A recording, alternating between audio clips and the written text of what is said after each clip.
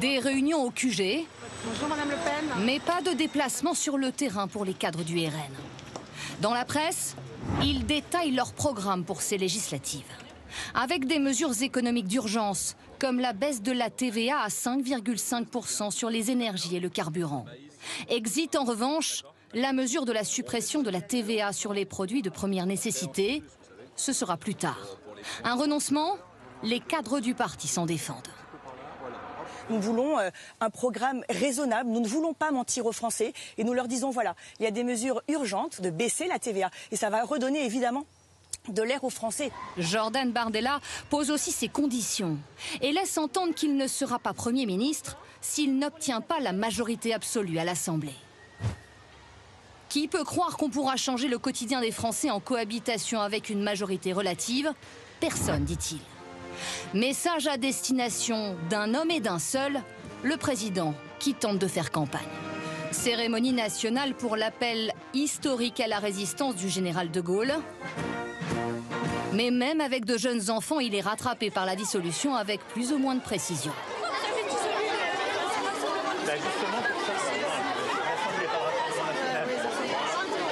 Tenter de convaincre tous les publics. Pour le gouvernement, exercice délicat. Lui vise un adversaire, le RN, et son président.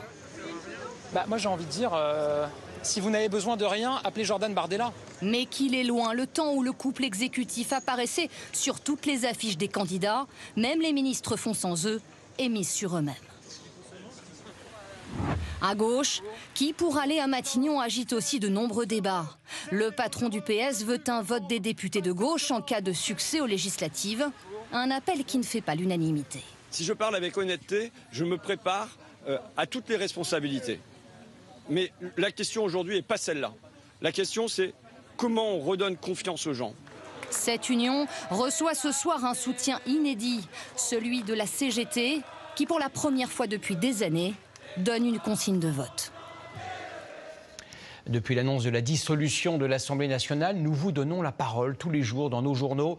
Ce soir, l'une de nos équipes s'est rendue à Mâcon, en Saône-et-Loire, où le taux d'abstention aux élections européennes a été particulièrement élevé, 54%. Ces abstentionnistes vont-ils aller voter aux législatives? Et si oui, pour quelles raisons? Alison Tassin et Fabrice Hamzel leur ont posé la question aujourd'hui. Oui, bonjour, je viens pour une procuration, s'il vous plaît. Ludivine est au moins la 30e à se présenter ce matin au commissariat de Mâcon. Un mouvement de fond. Ici, en 9 jours, on a recueilli plus de procurations qu'en un mois pour les européennes. Pas question cette fois d'être abstentionniste. Malheureusement, effectivement, cette année, j'ai pas pu me rendre aux urnes, mais le coup de théâtre derrière fait que là, on a vraiment pris conscience qu'il fallait se remobiliser à toutes les élections. Il n'y a pas de petites élections. Le choix du bulletin de cette manager, en revanche, ne sera pas forcément celui de 2022.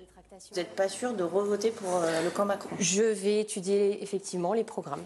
On a été trop souvent sur cette position de dire il faut absolument faire barrage. Maintenant, je pense qu'il faut vraiment prendre les programmes et voter en son âme et conscience.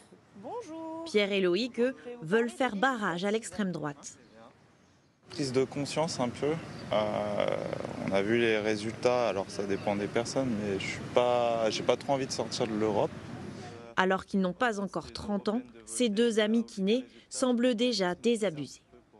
Moi, j'ai voté Macron pour faire barrage à l'extrême droite. Et là, vous allez revoter Macron aux législatives? Je pense pas. Non, je suis pas trop fan de ce qu'il a fait de la France. J'ai du mal à me retrouver dans un programme en particulier, donc c'est un peu dommage, mais du coup on choisit souvent par élimination.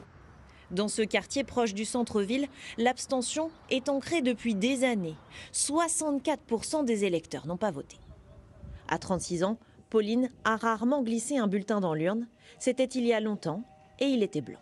Avant les dernières présidentielles, on nous disait qu'on ne toucherait pas aux retraites, et puis tout a été bousculé. Mais si vous votez pas, les choses peuvent pas changer.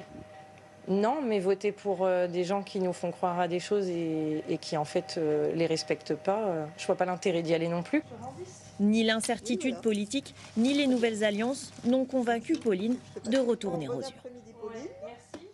À moins de 2 semaines du premier tour, les Français peuvent enfin comparer les programmes économiques des principaux partis, notamment sur un point, les retraites. Il y a quelques jours, le Conseil d'orientation sur les retraites a annoncé que le système allait replonger dans le rouge dès cette année avec un trou de 5,8 milliards d'euros. Que proposent les uns et les autres? Thomas Jarion, Arsène Guay et Nicolas Martineau. L'âge légal de départ à la retraite est passé de 62 à 64 ans. Cette réforme, ô combien critiquée, pourrait être ajustée, voire abrogée. Alors que proposent les candidats? Quand on aime, on compte pas. Explication. Au RN, on veut abroger la réforme, mais pas tout de suite, à l'automne, pour ne pas mettre la pagaille pendant les Jeux Olympiques. À la place, que propose le parti? Fini la retraite à 60 ans pour tous. Dans leur nouvelle réforme, si vous avez commencé à travailler avant 20 ans, vous pourriez partir à 60 ans. Aujourd'hui, c'est souvent plus tard. Mais si vous avez commencé après 20 ans, retraite possible entre 60 et 62 ans, ce serait toujours plus tôt qu'aujourd'hui. Coût de cette réforme, 9 milliards d'euros, estime le parti. Le RN a un nouvel allié, c'est Éric Ciotti. Il voulait retarder jusqu'à 65 ans l'âge de la retraite. Donc on a deux positions diamétralement opposées, j'observe qu'elles se rapprochent en ce moment. Nécessité de gouverner ensemble fait loi. À gauche, sans surprise, la réforme sera abrogée, et vite, dans les 15 premiers jours. Mais pour faire quoi? Prenons leur programme. Officiellement, le Front populaire veut réaffirmer l'objectif commun du droit à la retraite à 60 ans. Est-ce que ça veut dire 60 ans pour tout le monde? Pour l'instant, c'est flou. Eux-mêmes le chiffre à 50 milliards d'euros par an. L'Institut Montaigne évalue plutôt à 70 milliards d'euros par an. Quel que soit le cas de figure, il va falloir trouver cet argent, on ne sait pas très bien d'où. Pour le camp présidentiel, pas de retour en arrière, pas de nouvelles réformes non plus, mais un ajustement. Désormais, les retraites seront indexées sur l'inflation. Voilà ce que ça pourrait changer en 2025. Pour une retraite de 1 500 € net par mois, avec une inflation entre 2 et 3 %, la pension passerait à 1 540 € net. La dernière fois qu'on l'a faite, c'était cette année. En 2024, ça a coûté 14 milliards d'euros au budget de la sécurité sociale. Les années qui viennent devraient être un peu moins coûteuses parce que l'inflation a diminué, mais ça sera quand même de l'ordre de 5 milliards par an. Du côté des LR qui refusent l'alliance avec le RN, pas de position claire, mais personne pour l'instant ne s'est exprimé en faveur d'un allongement de l'âge de départ à la retraite.